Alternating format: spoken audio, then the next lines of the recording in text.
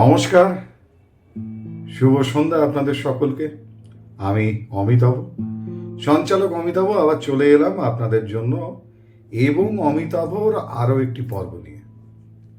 আজকের এবং অমিতাভর যে পর্বটি, সে পর্বটি অবশ্যই যেটা কয়েকদিন ধরে করছি মাঝে মধ্যেই, অর্থাৎ গল্প হলেও সত্যি, অর্থাৎ বাংলার সেই সমস্ত কৃতি মানুষ, বরণীয় মানুষ যারা বাংলার সংস্কৃতির এই প্রতিমাটাকে নির্মাণ করে দিয়ে গেলেন, আর তাদেরকে আমরা প্রায় অধিকাংশরাই ভুলে গিয়েছি আজকের দিনে দাঁড়িয়ে। তাদের মধ্যে আরও একজন বিস্মৃতিতে পৌঁছে যাওয়া, প্রাগৈতিহাসিক হয়ে যাওয়া, কিংবা আমাদের মনে না থাকা সেরকম একজন মানুষের কথা বলবো। এবং সেই মানুষটির কথা বলতে গেলেই সবার প্রথমে যে কথাটি বলতে হয় যে প্রমথেশ বড়ুয়া, তাকে দিয়েছিলেন সর্বপ্রথম সিনেমায় নামার প্রস্তাব। হ্যাঁ, হীরক রাজার দেশে করার জন্য সত্যজিৎ রায় নির্বাচিত করেছিলেন যে একেই দরকার আমার হীরক রাজার দেশে সিনেমার অভিনয়ের জন্য। এবং প্রথম সিনেমা তার মুক্তি পায়, যেখানে মুক্তির দিনে সেই সিনেমার শুটিং শেষ করেছিলেন তিনি। এরকম চমকপ্রদ ঘটনা দিয়ে তার উত্থান এবং নানান ধরনের ওঠাপড়ার মধ্যে দিয়ে তিনি মিট হয়ে আছেন। এবং সেই সঙ্গে সঙ্গে ক্রিকেটে যদি কপিল দেবকে সর্বকালের সেরা অন্যতম অলরাউন্ডার ধরা হয়, তাহলে বাংলা চলচ্চিত্র, মঞ্চ এবং সঙ্গীতের জগতে তিনিও ছিলেন অপ্রতিরোধ্য। এবং মধ্য 50-এ সময় দাঁড়িয়ে তিনি অলরাউন্ডার বাংলা চলচ্চিত্র আর সংস্কৃতির। চলুন আজকে তার কথাই বলি। তার আগে আপনাদের মনে করিয়ে দিই যে শুরুটা যেখান থেকে হলো 1940 সাল, স্কটিশ চার্চ কলেজের যেটা বাৎসরিক অনুষ্ঠান, সেই অনুষ্ঠানের দায়িত্ব পড়ল কলেজের বেশ কিছু ছেলের উপর। এবং সেই ছেলেদের মধ্যে একজন বলে উঠল যে এবার কলেজের ফেস্ট, সেই অনুষ্ঠানে কিন্তু আমি ঠিক করেছি প্রমথেশ বড়ুয়াকে নিয়ে আসব। বাকিরা তো হো হো করে হাসতে শুরু করে দিল। কি বলে, প্রমথেশ বড়ুয়া তখন বাংলার সব থেকে নামি দামি অভিনেতা, ব্যস্ত অভিনেতা, একেবারে বিরাট ব্যাপার।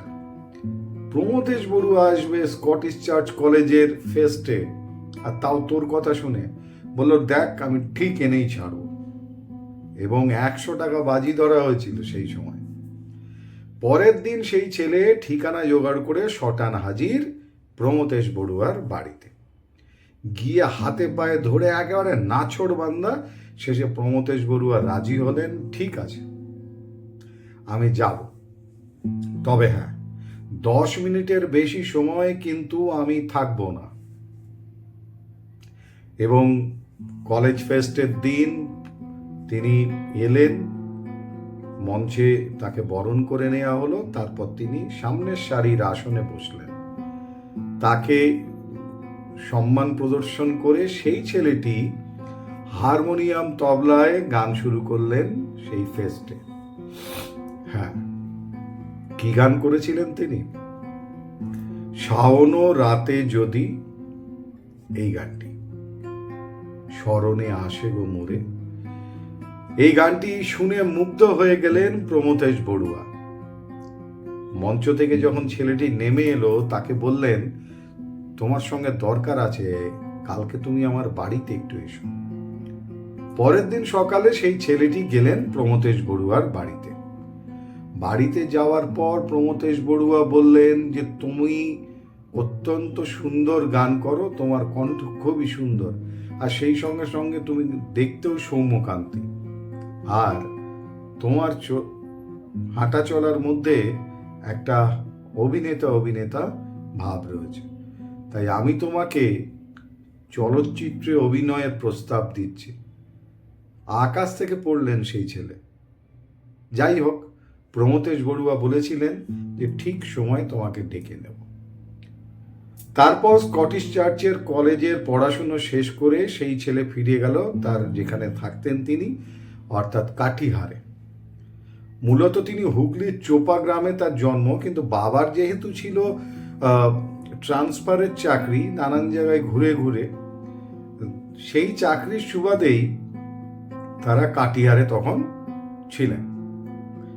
এরপর বেশ কিছুদিন পর তার কাছে ঠিক খবর এলো প্রমথেশ বড়ুয়া ডেকে পাঠিয়েছেন। জীবনের প্রথম ছবিতে অভিনয় করলেন তিনি, এবং সাবলীল অভিনয় করলেন। যেদিন চলচ্চিত্রটি মুক্তি পাবে তার আগে ঘটল আরেকটি চমক। হ্যাঁ, সেই চমকটা কি জানেন? পরের দিন উত্তরা সিনেমা হলে মুক্তি পাবে চলচ্চিত্রটি। আগের দিন প্রমথেশ বড়ুয়া পুরো চলচ্চিত্র বা সিনেমাটা বসে দেখলেন। দেখার পর তার মনে হলো যে 5 নম্বর রিলে যে ছবিগুলো আছে শুটিংয়ের দৃশ্য, সেখানে কোথাও একটা গন্ডগোল হয়েছে, যেটা পুনর্নির্মাণ করাটা খুব দরকার, মানে আবার শুটিং করা দরকার। এবং সবাই যখন ছিলেন তখন তিনি বললেন যে এই 5 নম্বর রিলের এই জায়গাটা আমার পছন্দ হচ্ছে না, আগামীকাল সকাল 8টায় কল টাইম, সবাইকে আসতে হবে, কালকে এইটা শুটিং হবে। তখন সেই ছেলেটি নবাগত যে অভিনয় করতে এসেছিল এই চলচ্চিত্রে, তিনি বলে উঠলেন যে আগামীকালকেই তো সিনেমাটার মুক্তি। তখন প্রমথেশ বড়ুয়া বললেন, আমার কথাই শেষ কথা। পরের দিন উত্তরাতে সিনেমা যথাসময়ে চলতে শুরু করলো, আর এদিকে সকাল 8টা থেকে শুটিং শেষ করে সেই 5 নম্বর রিলের ওই সেই দৃশ্য, সেই ক্যামেরার রিল চলে গেল প্রিন্টিংয়ে, ল্যাবরেটরি, সেখানে এডিট এবং তারপর প্রিন্টিংয়ে। যখন প্রিন্টিং হচ্ছে সেই 5 নম্বর রিলের, তখন ওদিকে উত্তরাতে সিনেমা চালানো শুরু হয়ে গেছে। যে মুহূর্তে রিল রেডি হলো, সেই নবীন অভিনেতাকে নিয়ে প্রমথেশ বড়ুয়া চললেন গাড়ি চেপে রিলটিকে সঙ্গে নিয়ে উত্তরা সিনেমা হলে পৌঁছানোর পর তারা দেখতে পারলেন যে 4 নম্বর রিলের মাঝামাঝি অভিনয় চলছে, অর্থাৎ এর পরে 5 নম্বর রিল। তাই যথাস্থানে 5 নম্বর রিলটা পৌঁছে দেওয়ার পর তারা নিশ্চিন্ত হলেন। সিনেমাটি দেখার পর দর্শকরা বরণ করে নিয়েছিল এই নবাগত নায়ক এবং গায়ককে। হ্যাঁ, এবং সেই নায়ক এবং গায়কের কণ্ঠে এই সিনেমার মধুর যে গানের সুর, তার রীতিমতোভাবে মন্দ্রিত করেছিল সেই সময়ের হলে বসে যারা সিনেমা দেখেছিলেন সেই সমস্ত দর্শকদের। হ্যাঁ, সিনেমার নাম সাপ মুক্তি।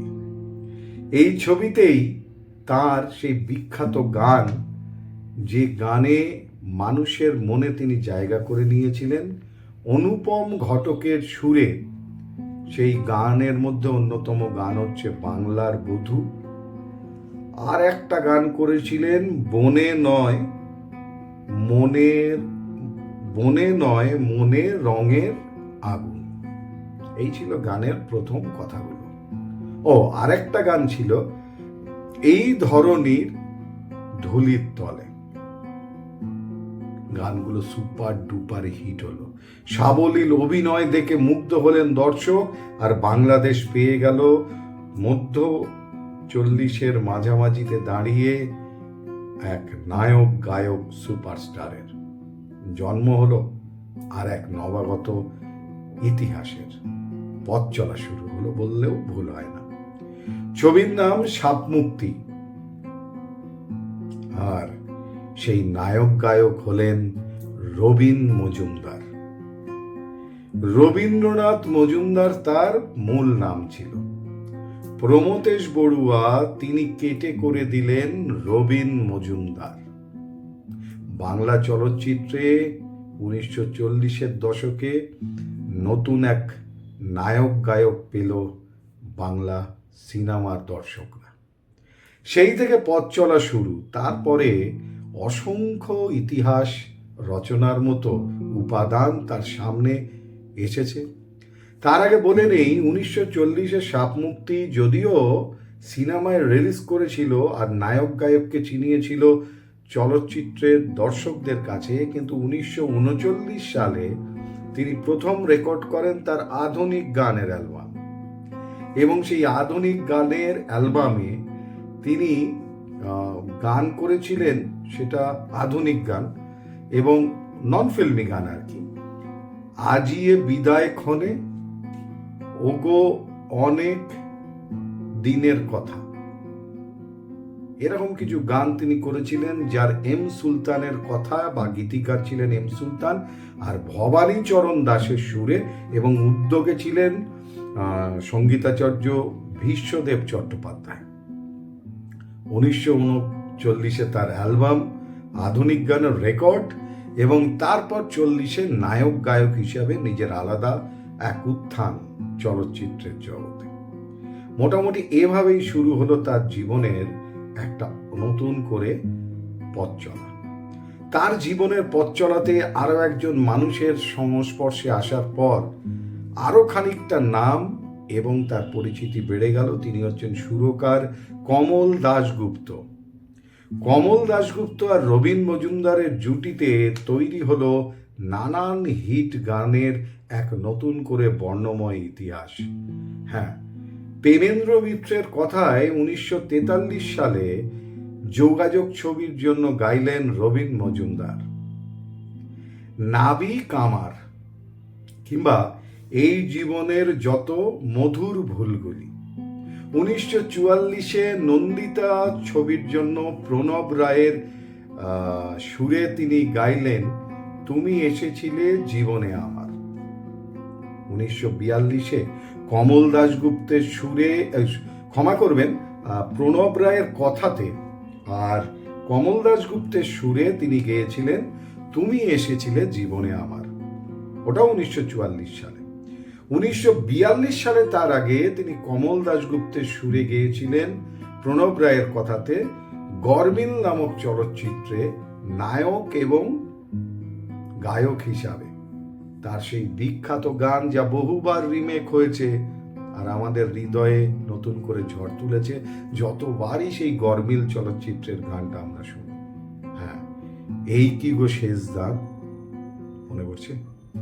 বহু বিখ্যাত গান এভাবে রিমেকে ফিরে আসে, শুধু আমরা জানতে পারি না যে আসল গানটি কার বা কে মূলত এই গানটি সৃষ্টি করেছিলেন। এই কি গো শেষ দান, বিরহ নিয়ে এলে, বা এরকম কিছু কথা। কুমার শানু তিনি যখন ওই রিমেকের অ্যালবামগুলো করেন তখন শুনেছিলাম এবং মনের দাগ কেটে গিয়েছিল বেশ কিছু পুরনো গানের মধ্যে এটি, কিন্তু তখনও জানতাম না যে এই গানটির অরিজিনাল বা সত্যিকারের গায়ক হচ্ছেন রবীন মজুমদার। এরপর আপনাদের জানাই 1942-এর পর সম্ভবত ওই বছরই আধুনিক গানেরও তার অ্যালবাম সুপার ডুপার হিট হয়েছিল, এবং আমার আধার ঘরের প্রদীপ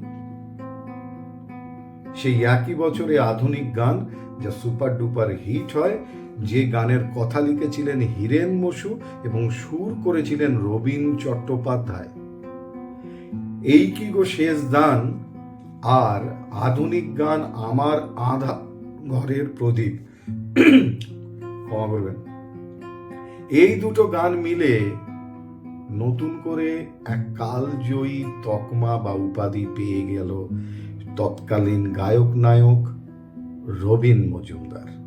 তিনি হয়ে উঠলেন কালজয়ী, এবং সেই কালজয়ী মানুষটি একের পর এক গান যেমন বাংলা সিনেমায় গেয়েছেন, তার সৌম্য দর্শনের অভিনয়ে যেমন মানুষ মুগ্ধ হয়েছে, ঠিক একইভাবে তিনি 1949 সালের 5ই নভেম্বর মুক্তিপ্রাপ্ত দেবকী কুমার বসুর ছবি কবি, সেখানে অবশ্য তিনি আর একটা নতুন করে জায়গা তৈরি করলেন, দাগ কাটলেন। মূল গল্প তারাশঙ্কর বন্দ্যোপাধ্যায়ের, এবং সেই সিনেমার গীতিকারও ছিলেন তারাশঙ্কর বন্দ্যোপাধ্যায়, এবং মাতিয়ে দিলেন তিনি অনিল বাগচির কালো যদি মন্দ তবে কেশ পাকিলে কান্দ কেন, সেই বিখ্যাত গান। সেই গানে তিনি মাতিয়ে দিলেন বাংলার সমস্ত মানুষের হৃদয়কে, রীতিমতো একেবারে কিনে নিলেন। গায়ক নায়ক হিসাবে তিনি শুধু মঞ্চ চলচ্চিত্র মাতাননি, আবার এমনও সময় গেছে যেখানে তিনি শুধু নেপথ্যে গায়ক হিসাবে কণ্ঠ দিয়েছেন, অভিনয় করেন। তার আগে আপনাদের বলে দেই যে এই আর একটা গান, সেই গানটি হচ্ছে এই কবি সিনেমারই। এই প্রসঙ্গে একটা ছোট্ট মজার ঘটনা মনে পড়ছে। কবি সিনেমার শুটিং চলাকালীন দেবকী কুমার বসু তিনি বেরোচ্ছেন শুটিং শেষ করে, গুনগুন করে গাইতে গাইতে হঠাৎ করে দেবকী কুমার বসুকে তিনি বললেন, যে গানটা গুনগুন করে গাইছিলেন, যে আমার এখন দারুণ একটা মুড এসছে, যদি সব কিছু থাকতো না, এই গানটা এই সিনেমারই গান আর কি, সেটা তখনও রেকর্ডিং হয়নি, বললেন সব কিছু রেডি থাকলে আজকে যদি আমি গানটা করতে পারতাম, একেবারে দারুণ গাইতে পারতাম। যেমনি কথা তেমনি কাজ। সঙ্গে সঙ্গে তলব পড়ল প্রণব রায়কে। দেবকী কুমার বসু সমস্ত মিউজিশিয়ান এবং প্রণব রায়কে ডেকে সেদিন সন্ধ্যেতেই আয়োজন করলেন সেই গানটি রেকর্ডিং করার। আর যেন হৃদয়ে নিংড়ে দিয়ে গাইলেন রবীন মজুমদার গানটা, এই ক্ষেত মোর মনে। কবি সিনেমার এই গানটি অসাধারণ এক নতুন করে মাইল ফলক তৈরি করেছিল বাংলার চলচ্চিত্র সঙ্গীতের ক্ষেত্রে। হ্যাঁ, এবং এই গানের সঙ্গে জড়িয়ে থাকা এই ঘটনাটি হয়তো অনেকে জানেন না, তাই আপনাদের সামনে তুলে ধরলাম। শুধু কি বাংলা সিনেমাতে অভিনয় এবং গান করার পাশাপাশি চলচ্চিত্রে তিনি ডাক পেয়েছিলেন একেবারে আরব সাগরের পার থেকে। মুম্বাইতে দাঁড়িয়ে তার 1946-এ সিনেমা আরবিয়ান নাইটস, 1948-এ দুখিয়ারি, সেখানে অভিনয় এবং গান দুই ভূমিকাতেই আমরা তাকে দেখতে পাই। আবার 1943-এ হসপিটাল, রানী, দুটি চলচ্চিত্র, 1946-এ বেন্দিয়া, সেখানে আবার আমরা তাকে শুধু প্লেব্যাক সিঙ্গার বা নেপথ্যে গায়ক হিসাবে দেখতে পেয়েছি। নানান দিকে তার এই যে যাতায়াত, তার এই অসম্ভব প্রতিভা, তাকে আমাদের এত সহজে ভুলে যাওয়া কি উচিত ছিল? বোধহয় নয়। কেরিয়ারের শেষ দিকে তিনি আর গান করেন, গানটাকে বন্ধ করে শুধুমাত্র অভিনয় করে গিয়েছেন। মানে আমি বলছি 1952 সাল থেকে একেবারে শেষ বছর 1983-তে তিনি মারা যান, 1982 সাল পর্যন্ত তিনি টানা অভিনয় করে গিয়েছেন। এক সময় তার কণ্ঠ দিয়ে গান স্তব্ধ হয়ে গিয়েছিল, শরীর ভেঙে গিয়েছিল নানান রকম অসুস্থতায়।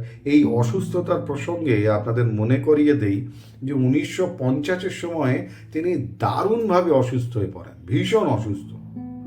সেই সময় বিখ্যাত নচিকেতা ঘোষ তিনি রবীন মজুমদারকে নিজের কাছে নিয়ে আসেন, এবং শুধু নিয়ে আসেন বলা ভুল, নিজের কাছে এনে তিনি তাকে সুস্থ করে তোলেন দীর্ঘদিনের চেষ্টাতে, এবং তিনি বলেছিলেন আমি তোমাকে সুস্থ করে তারপর ছাড়ব। 76-এ নচিকেতা ঘোষের প্রয়াণ। তার প্রয়াণের পর সম্ভবত কোনো একটা ইন্টারভিউতে সেই ঘটনার কথা বলেছিলেন রবীন মজুমদার, যে নচিকেতা ঘোষ 50-এর দশকে কিভাবে তাকে সুস্থ করার জন্য প্রাণপণে তার পাশে ছিলেন। তিনি কৃতজ্ঞতা জানিয়েছিলেন, কারণ তিনি সেটা কখনোই ভুলতে চান না।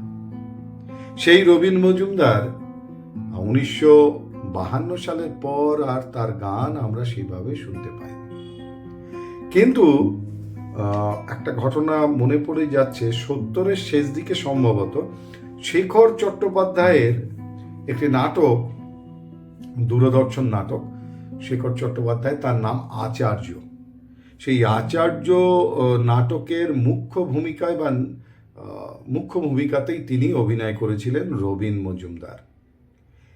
এবং সেই অভিনয়ে দেখে 80-র দশকে সত্যজিৎ রায় যখন ভাবলেন যে আমি হীরক রাজার দেশে বানাবো, তখন চরণ দাসের চরিত্রের জন্য তিনি বেছে নিয়েছিলেন অনেক আগেই এই রবীন মজুমদারকে। তিনি বলেছিলেন, যদি হীরক রাজার দেশ করি, আর হীরক রাজার দেশে যদি চরণ দাসের চরিত্রে কাউকে দিয়ে অভিনয় করাই, তিনি একমাত্র রবীন মজুমদার।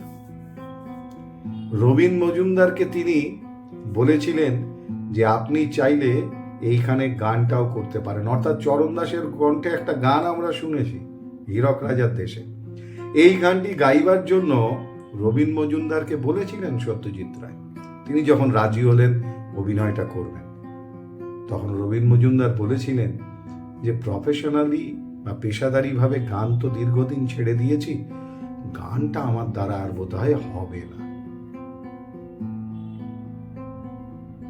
এরপর সত্যজিৎ রায় তখন তাকে বলেন, বিনীতভাবে বলেন, যে আপনার ঠোঁটে যদি অন্য কারো কণ্ঠের গানটা আমি গাইয়ে দেই, তাহলে আপনার কোনো আপত্তি নেই তো? রবীন মজুমদার মাথা নেড়ে বলেছিলেন, বিন্দু মাত্র না। হ্যাঁ, এককালের কালজয়ী গায়ক নায়কের কণ্ঠে সেই হীরক রাজার দেশেতে গান তিনি ঠোঁট মিলিয়েছিলেন আরও একজন বিখ্যাত মানুষের গানে, শিল্পী অমর পাল। তার সেই বিখ্যাত গান কতই রঙ্গ দেখি দুনিয়ায়। একজন প্রবাদ প্রতিম গায়ক নায়ক, তিনি লিপ দিচ্ছেন, ঠোঁট মেলাচ্ছেন অমর পালের সেই বিখ্যাত গান কতই রঙ্গ দেখি দুনিয়ায়। ও ভাই রে, সত্যিই তো আমাদের জীবনটাই আর বর্তমানটাই পুরো রঙ্গ তামাশা হয়ে গেছে।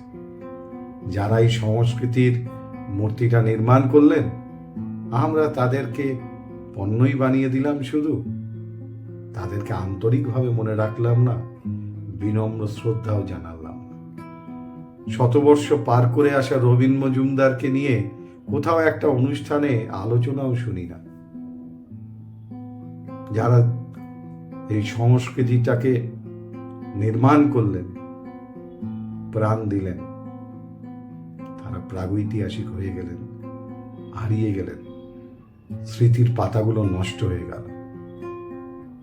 যাই হোক, চেষ্টা থাকবে সেই সমস্ত বরণীয় মানুষদের আবার নতুন করে এই প্রজন্মের কাছে তুলে আনার।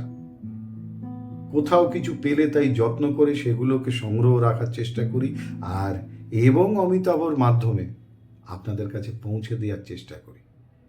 উদ্দেশ্য একটাই, যাতে তারা সম্মানিত হন, তাদেরকে যেন আমরা শ্রদ্ধা জানাতে পারি আন্তরিকভাবে, আর কিছুই নয়। আজকের মতো এবং অমিতাভ এখানেই শেষ করি। তাহলে আমাদের বিনম্র শ্রদ্ধা রইল আমাদের শ্রদ্ধেয় প্রয়াত রবীন মজুমদারের প্রতি। বাংলার এরকম কালজয়ী একজন গায়ক নায়ক, যার কথা আমরা কেমন অদ্ভুতভাবে ভুলে গেছি। 1982-তে তিনি শেষ যে অভিনয় করেছিলেন তার নাম প্রজাপতি সিনেমা। 1952 থেকে শুরু হওয়া তার নাটক, যে নাটকে তিনি অভিনয় করেছিলেন, গান আর তারপরে করেননি, সেই নাটকের নাম ছিল সেই তিমিরে। আর তিনি 28শে ডিসেম্বর 1983 সালে মারা যান। যে বছর তার শেষ ছবিটি রিলিজ করেছিল তার অভিনয় করা সেই ছবির নাম উৎসর্গ। আজকের এই পর্বটিও উৎসর্গ করলাম প্রয়াত রবীন মজুমদার, কালজয়ী গায়ক নায়ক, তাকে অকৃত্রিম শ্রদ্ধা জানিয়ে। আর আপনারা ভালো থাকুন, সুস্থ থাকুন, সচেতন থাকুন, সাবধানে থাকুন, আর হ্যাঁ, সংস্কৃতির সঙ্গে থাকুন। আজকের মতো শুভরাত্রি।